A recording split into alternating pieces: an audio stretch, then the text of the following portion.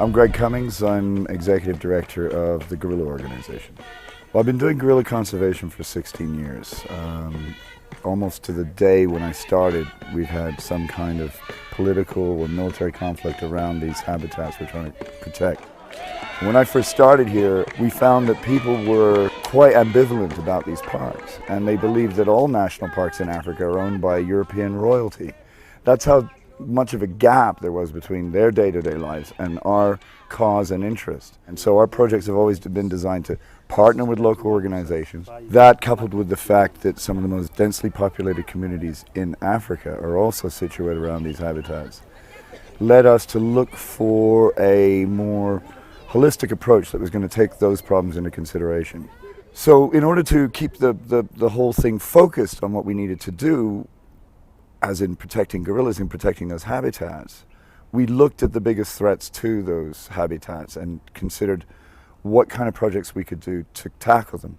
So for instance, we found that collecting water was a major threat to the gorillas. Children were in the forest early in the morning and learned that there was this disadvantage that the children were not getting to school. Their grades were lower. They weren't getting the same kind of results as if they were in school the whole time. The money to build the system is fundraised by the Gorilla organization. We give the money to our local partner called Arasi. Then Arasi employs local people to build the system. Right now we have been able to build 33 systems, and we are planning to build more for this year. We have set up an environment education project. With this project we have been able to set up 356 environment clubs within all schools around the volcanoes area. Among sustainable activities we have started, including these school gardens. These are onions, those are cabbages. They've been able to buy a VCR and a screen, video screen. So from this harvest, you see, this is something very positive. Okay, these people are called marginalized people. In a partnership with a local NGO called AIMPO, we have launched a social integration program. We are trying to give hope to these people. See, it's like other indigenous communities globally where people are not recognized.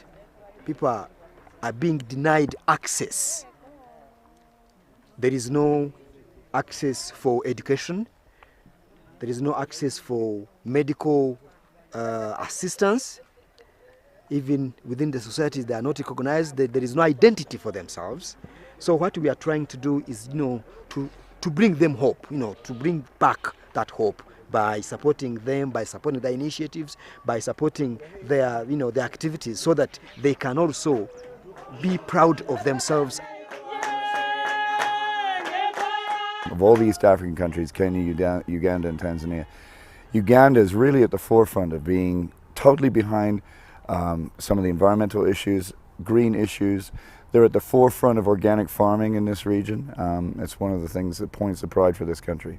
Our belief or our conviction is that not only do these projects address what is on the people's hearts, but they stand high chances of being sustainable and owned by the locals themselves. We also found that people were in there to set up beehives and collect honey.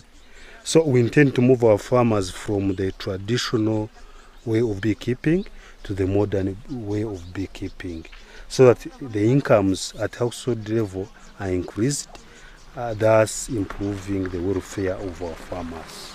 The other project is the organic farming project.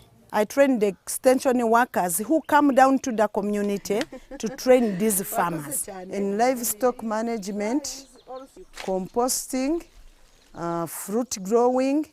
We have 100 farmers. This lady has been just in training for only 6 months, but she has put in place what she has learned. Our plan is to continue training these farmers as they train others, and until we go on international market, we shall not stop.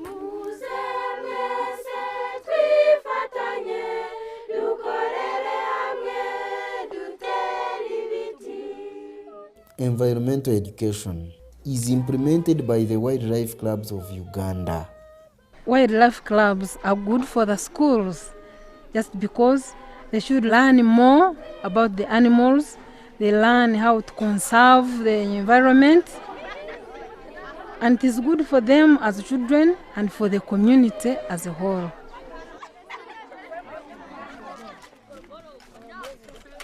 So we took all these main threats and reasons for the encroachment and designed a program that would address each one of those and find ways to, at best, provide alternative livelihoods, but at very least make people aware of the impact they were having on these habitats and also aware of the value of the habitats remaining intact. A lot of people think that coming to visit the gorillas is a double-edged sword, that ecotourism is a double-edged sword, that once you let people into these areas of natural beauty, they'll ultimately destroy it. And that's not true.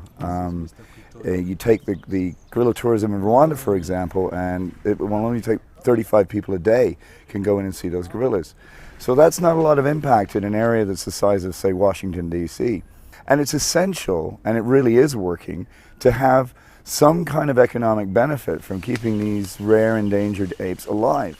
I like to think that our organization offers this almost unique opportunity of connecting ordinary people who want to support the cause with the ordinary people out here who are doing their best to make it happen.